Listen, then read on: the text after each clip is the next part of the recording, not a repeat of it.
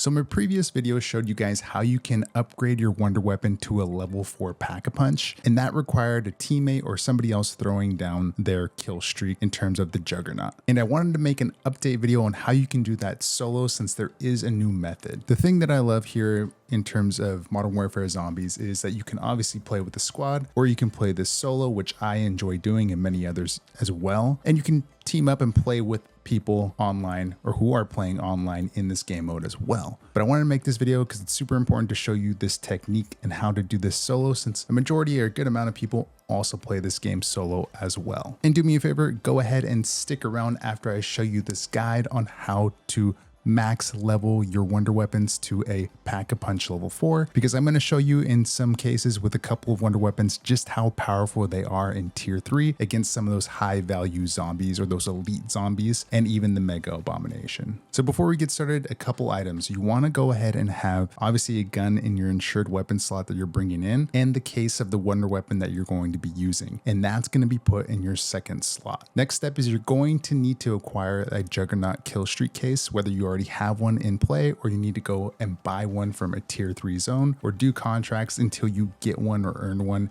in some of those rewards, more likely in the tier 3 zone. You are also going to need a self-res, or you're going to need a hellhound that can res you that is your own. Once you have these items, you are now ready to take your wonder weapon to the next level and maxing it out to that level 4 pack-a-punch. Now, as you can see here, I recommend doing this in a isolated location because somebody can take your kill streak if they really wanted to. Most people won't, but you want to be in a place where you can get down by zombies or down yourself in a particular location, but still have access to your kill streak. So what you're going to want to go ahead and do is, firstly, you're just going to drop your kill streak and use your kill streak to bring in that juggernaut.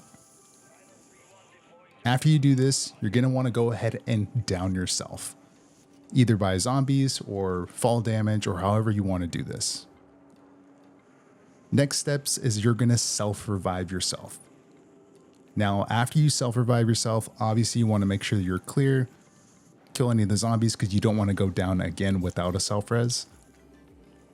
And then once you do that, you're just going to simply drop both your weapons, drop the weapon in slot 1 and your weapon in slot 2, and then you're going to equip your juggernaut.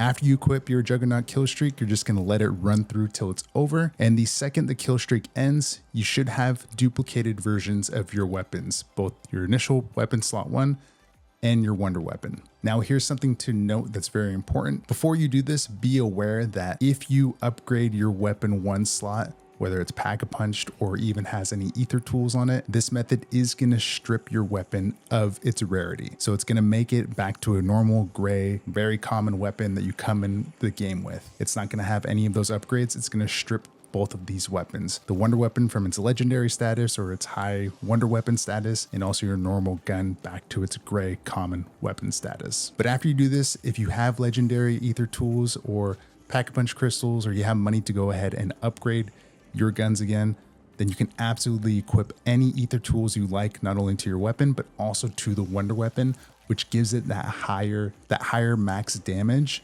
along with being able to pack-a-punch it as well. And that's basically it. It's as simple as that. And this is the easier solo guide for those of you that want to be able to upgrade to that higher damage level, so you can navigate through the tier 3 much easier, especially when you're fighting those higher value targets or those elite zombies in tier 3, tier 4, and even tier 5 when you're entering the dark ether. And well, next, let's go ahead and take a look to see what the damage looks like using wonder weapons.